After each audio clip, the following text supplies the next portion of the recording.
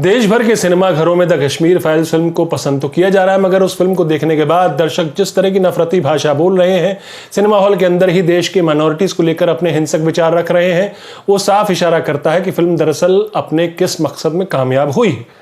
मैं इस पर दोबारा लौटूंगा, लेकिन पहले एक दो छोटी छोटी झलकियां देख लेते हैं द कश्मीर फाइल्स फिल्म देखने के बाद कुछ दर्शकों के रिएक्शन की।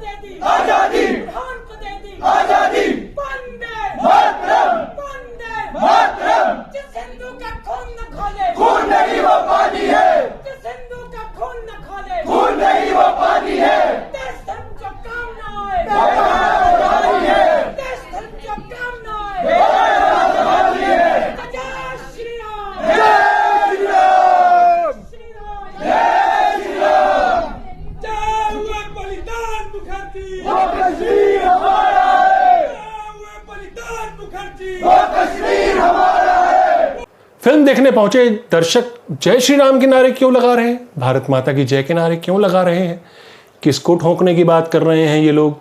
क्या गोली मारो सालों को गैंग वाली मानसिकता ही इस फिल्म को बनाने के पीछे का उद्देश्य है? ये दर्शक ये क्यों कह रहे हैं कल ऐसा गोवा में होगा, केरल में होगा, बंगाल में होगा? क्या होगा? इन राज्यों से हिंदुओं का पलायन? देश में एक फिल्म क्या नफरत का प्रचार कर रही? और अगर ऐसा है तो क्यों वो हुक्मरानों को नहीं दिख रहा, या वो ये देखना नहीं चाहते? क्योंकि मजेदार बात यह है कि पिछले दिनों प्रधानमंत्री नरेंद्र मोदी और उनकी कैबिनेट के मंत्री और कई बीजेपी मुख्यमंत्री इस फिल्म के लिए ऐसे प्रमोशन में उतरे हैं मानो फिल्म घर परिवार के ही किसी शख्स ने बनाई हो। पहले प्रधानमंत्री फिल्म मेकर उनकी पूरी टीम से मिलते हैं, फिर आज अमित शाह बीजेपी की बैठकों में प्रधानमंत्री इसका जिक्र करते हैं इस फिल्म का, संसदीय बैठक में। और इस बीच पूरी कैबिनेट सोशल मीडिया पर फिल्म देखने के बाद वाह वाह कर रही। कुछ बीजेपी मुख्यमंत्रियों ने तो अपने राज्य में सरकारी अफसरों और पुलिसकर्मियों को ये फिल्म देखने के लिए एक दिन की, आधे दिन की छुट्टी तक दे दी। यानी पुलिस फोर्स को भी हिंदू मुस्लिम की इस बाइनरी के मतलब समझाए जा रहे हैं। न्यू इंडिया में तो इतिहास को हिंदुत्व एंगल से सिलेक्टिव रूप से पेश करने की कोशिश चली रही है, और इसमें जो फिट नहीं बैठ रहा वो इतिहास के पन्नों से ही गायब कर दिया जाता है। कश्मीर घाटी से 1990 में हिंदू परिवारों का पलायन एक निहायत ही दिल दहलाने वाली त्रासदी है जो देश कभी नहीं भूल सकता। लेकिन आज 32 साल बाद एक फिल्म न्यू इंडिया वाले इतिहास के उस राजनीतिक नैरेटिव का हिस्सा इसलिए भी बनती है क्योंकि वो आतंकवाद, इस्लाम, पाकिस्तान, मुसलमान, कांग्रेस हुकूमत, मेजॉरिटी मुसलमान बनाम माइनॉरिटी हिंदू वाली बाइनरी में बिल्कुल फिट बैठती है। न्यू इंडिया वाली बाइनरी में किसी देश में किसी एक समुदाय का अपने ही घर से पलायन करने पर विवश होना यह आजाद भारत की सबसे भयंकर त्रासदियों में गिना जाएगा, और है भी। वो भी एक माइनॉरिटी समुदाय का पलायन जो कश्मीरी पंडित घाटी की मात्र 2-2.5% आबादी थी। ये सही है कि उस दौरान और अगले 6-7 सालों में कई पंडित मारे जाते हैं, आतंकियों की गोली का शिकार होते हैं। और पंडितों की हत्याओं ने खौफ के मंजर को कहीं और ज्यादा विभत्स बना दिया था। एक समय था जब मस्जिदों से भी पंडितों को घर छोड़ने के लिए धमकियां दी जाती थी। कई परिवार जिन्होंने पलायन किया, उनका कहना था कि उनके मुस्लिम पड़ोसी ही उनके खिलाफ हो गए थे, जो द कश्मीर फाइल्स फिल्म में दिखाया भी गया है। लेकिन क्या सब ऐसे ही थे? नहीं। कई जगह मुस्लिम परिवारों ने हिंदू परिवारों को घर में आश्रय दिया, उन्हें बचाया भी, जो फिल्म में नहीं दिखाया गया है। जाहिर है द कश्मीर फाइल्स में तस्वीर का दूसरा रुख गायब है। एक पूरी कौम को ही विलेन घोषित करने की कोशिश है, और हमारे प्रधानमंत्री कह रहे हैं यह फिल्म पलायन की कहानी की सच्ची तस्वीर कहती है। प्रधानमंत्री खुद कह रहे हैं इस फिल्म को डिस्क्रेडिट करने के पीछे वो ताकतें हैं, वो षड्यंत्रकारी ताकतें हैं जो सच जाहिर नहीं होने देना चाहते। कुछ लोग सच से बौखला गए हैं जो इस फिल्म का विरोध कर रहे हैं। नहीं प्रधानमंत्री जी, सच कड़वा जरूर होता है, लेकिन सच से बौखलाते वो लोग हैं जो सच का सामना करने का माद्दा और हिम्मत नहीं रखते। और दंगे हो या हिंसा या फिर पलायन, वो तो गहरे सच है जिसमें कभी कोई देश मुंह नहीं मोड़ सकता। हाशिमपुरा नरसंहार हो या फिर 1984 के सिख विरोधी दंगे या सिखों का नरसंहार, या फिर गुजरात 2002 दंगे, या फिर कश्मीर घाटी से 1990 में कश्मीरी पंडितों का पलायन और उनके विस्थापन का दर्द, और फिर कश्मीर घाटी से पलायन और विस्थापन से लेकर कश्मीर समस्या, आतंकवाद, पाकिस्तान और भारत के रिश्ते, इनको लेकर तो दर्जनों किताबें, असंख्य साहित्य मौजूद है, सैकड़ों किताबें मौजूद हैं जो फिल्म की तरह सेलेक्टिव सच नहीं, पूरा सच बताते हैं अलग अलग तरीकों से। विस्थापित कश्मीरी पंडितों की कहानी भी आपको राहुल पंडिता की मशहूर किताब our moon has blood clots, इस किताब में मिल जाएगी। और ये किताब आज से 9 साल पहले छप कर आई थी। पलायन और विस्थापन को लेकर YouTube पर कई डॉक्यूमेंट्री आपको मिल जाएंगी। लेकिन जाहिर है विवेक अग्निहोत्री ने यह फिल्म द कश्मीर फाइल्स किताबें पढ़ने वाली या फिर कश्मीर समस्या से रूबरू जनता के उस वर्ग के लिए तो बनाई नहीं है, बल्कि व्हाट्सएप यूनिवर्सिटी के जरिए अपना ज्ञान वर्धन करने वालों के लिए यह फिल्म बनाई है, जिन्हें लगता है भारत का जन्म मई 2014 में हुआ था, जिसमें कुछ सच के साथ साथ बहुत सारा झूठ और फेक नैरेटिव पेश किया जाता है जिस व्हाट्सएप यूनिवर्सिटी के जरिए, क्योंकि ऐसी ही तस्वीरें व्हाट्सएप पर खूब कंज्यूम की जाती हैं और खूब वायरल भी होती हैं। प्रधानमंत्री कहते हैं कि फिल्म सच को बाहर लाती है, लेकिन फिल्म सेलेक्टिव सच दिखाती है। त्रासदी दिखाने में भी सेलेक्टिव होती है।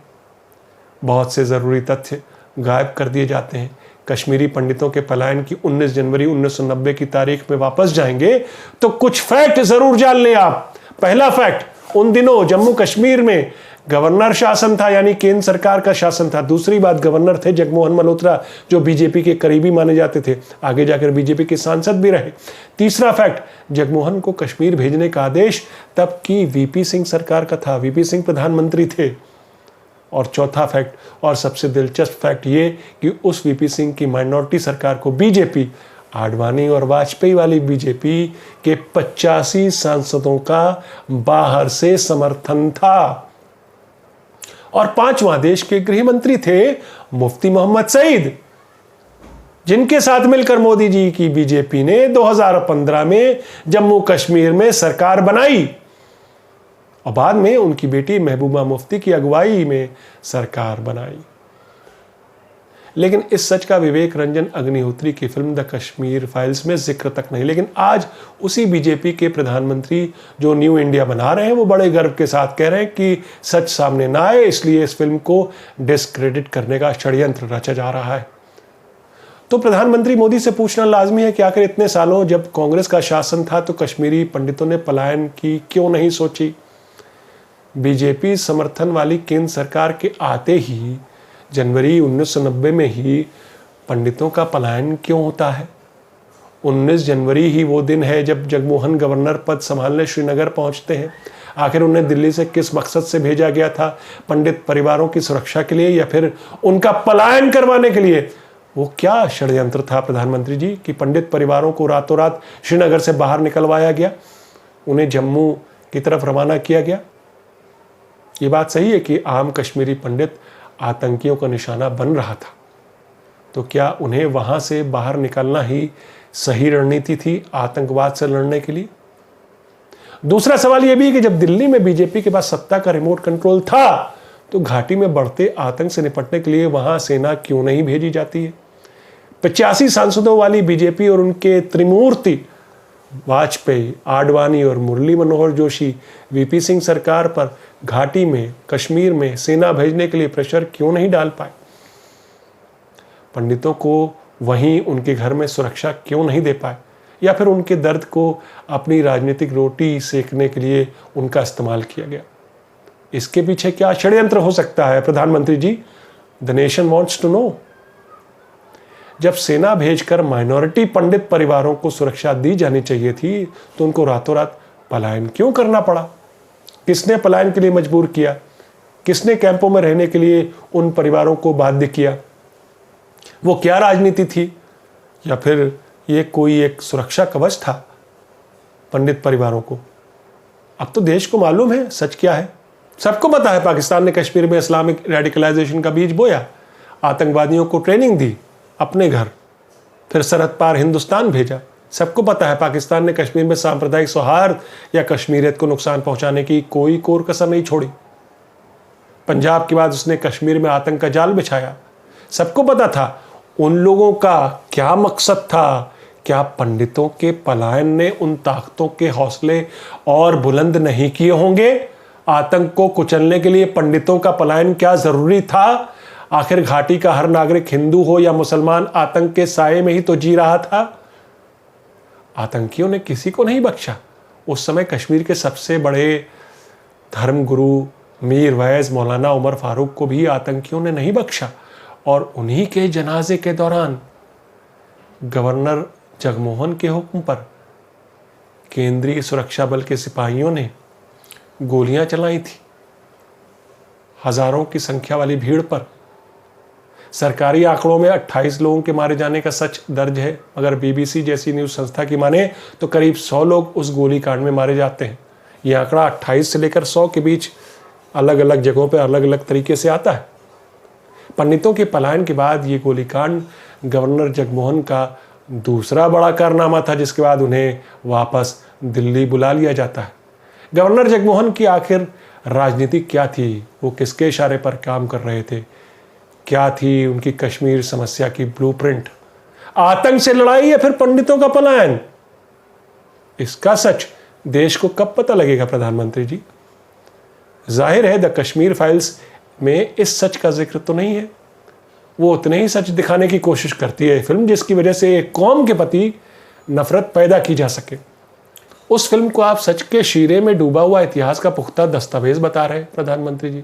जो फिल्म केवल हिंदू मुस्लिम बाइनरी के जरिए ही पलायन का अवसाद दिखाती है, समाज की सांप्रदायिक खाई को भरने के बजाय उसे और चौड़ा करने में सहायक बनती।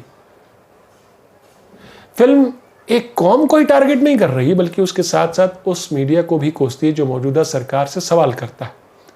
जेएनयू जैसी यूनिवर्सिटी को टारगेट करती है मानो वहां एंटी नेशनल सिलेबस पढ़ाया जाता हो। फिल्म बनाने वाला शख्स वही विवेक रंजन अग्निहोत्री है जिसने कभी अर्बन नक्सल शब्द गढ़ा था, जो उन शहरी पढ़े लिखे वर्ग के खिलाफ गाली की तरह इस्तेमाल किया जाता है इन दिनों, जो मौजूदा सरकार से सवाल पूछते हैं। इसलिए विवेक रंजन अग्निहोत्री की राजनीति तो पूरा देश समझता है।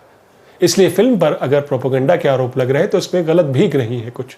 और फिर जिस तरह से प्रधानमंत्री मोदी और बीजेपी मुख्यमंत्रियों ने इस फिल्म को हाथों हाथ लिया है, उससे साफ हो जाता है कि फिल्म का मकसद क्राफ्ट या आर्ट दिखाना नहीं बल्कि बड़ी चालाकी से इसके इर्द गिर्द हिंदू राष्ट्रवाद का नैरेटिव खड़ा करना था। 30 साल पहले हिंसा को उसी विभत्सता के साथ दिखाना, सेलेक्टिव सच्चाई दिखाना आर्ट नहीं बल्कि एक सैडिस्ट भाव है जिसमें और भी कई शरारतें गुथी हुई। इस लिहाज से फिल्म अपने मकसद में कामयाब रही, इसमें कोई शक नहीं। इसके लिए अग्निहोत्री को प्रधानमंत्री, उनकी पूरी कैबिनेट और देश के बीजेपी राज्यों के मुख्यमंत्रियों का भी शुक्रिया अदा करना चाहिए। प्रधानमंत्री बीजेपी संसदीय दल की बैठक में बार बार बोलते हैं कि सच का सामना देश की भलाई के लिए होता है, इसलिए यह फिल्म देखी जानी चाहिए। लेकिन गुजरात दंगों के बैकड्रॉप पर बनी 2005 में एक फिल्म थी परजानिया, एक सच्ची घटना से प्रेरित फिल्म थी। उसे गुजरात में रिलीज नहीं होने दिया जाता। उस समय कौन था वहां पर मुख्यमंत्री, ये सबको पता है। बजरंग दल के कार्यकर्ताओं ने सिनेमाघरों में तब तोड़फोड़ की थी गुजरात में। उन पर लगाम क्यों नहीं लगाई मुख्यमंत्री ने तब? वो फिल्म भी तो सच बयां करने की कोशिश कर रही थी प्रधानमंत्री जी। आखिर उस सच को बाहर नहीं लाने के पीछे का षड्यंत्र क्या था और किसका था? कौन लोग थे इसके पीछे? क्या यह देश आपसे ये जान सकता है प्रधानमंत्री जी कि द कश्मीर फाइल्स बीजेपी राज्यों में टैक्स फ्री क्यों की जाई? क्या ये देश आपसे ये जान सकता है प्रधानमंत्री जी की the Kashmir files film BJP राज्यों में टैक्स फ्री क्यों की गई और क्यों परजानिया गुजरात में दिखाई नहीं जाती? उसी तरह 2008 में गुजरात दंगों की पृष्ठभूमि पर बनी फिराक फिल्म रिलीज हुई, उसे गुजरात में बैन कर दिया गया, जबकि इस फिल्म को 2 नेशनल अवार्ड मिलते हैं और कई अंतर्राष्ट्रीय अवार्ड से इसको नवाजा जाता है। प्रधानमंत्री जी, the nation wants to know, आखिर गुजरात दंगों का सच कौन छुपाना चाहता था? कौन था इस षड्यंत्र के पीछे? आप गुजरात सरकार के मुखिया थे तब, आपको तो सब पता होगा। और अंत में एक बड़ा सवाल, 1990 से लेकर अब तक बीजेपी लगभग 14 साल सत्ता में रही, बल्कि 90 के दशक में बीजेपी को तो मस्जिद ढहाने और मंदिर बनाने की जल्दी ज्यादा थी, रथ यात्रा निकालने का उत्साह ज्यादा था। कश्मीर के पंडित परिवार, विस्थापित पंडित परिवार तो जम्मू के कैंपों में किसी तरह गुजर बसर कर रहे थे जब आडवाणी जी रथ यात्रा निकाल रहे थे, जब वाजपेयी जी की सरकार थी। 90 के दशक में ही वाजपेयी भी प्रधानमंत्री बने थे। कश्मीर विस्थापितों का क्या हाल था तब? केंद्र की सत्ता में मोदी जी का भी ये 8वां साल पूरा होने वाला है। अब तो सवाल प्रधानमंत्री नरेंद्र मोदी से पूछा जाना चाहिए कि आखिर कितने पंडित परिवार वापस घाटी अपने घर जा चुके हैं अब तक। अब तो मोदी जी ने धारा 370 भी हटा दी है। अब तो कश्मीर केंद्र की ही सत्ता है, तो फिर घर वापसी में देरी क्यों? पलायन तो रातों रात करवा लिया था। प्रधानमंत्री जी, देश की जनता केवल कश्मीर के पलायन का सच नहीं, बल्कि पुलवामा का सच, नोटबंदी का सच, बालाकोट का सच, दिल्ली दंगों का सच, गुजरात दंगों का सच सब जानना चाहती है। ये थी आज की न्यूज़बाजी। फिर मिलेंगे एक नई न्यूज़बाजी के साथ, तब तक के लिए नमस्कार।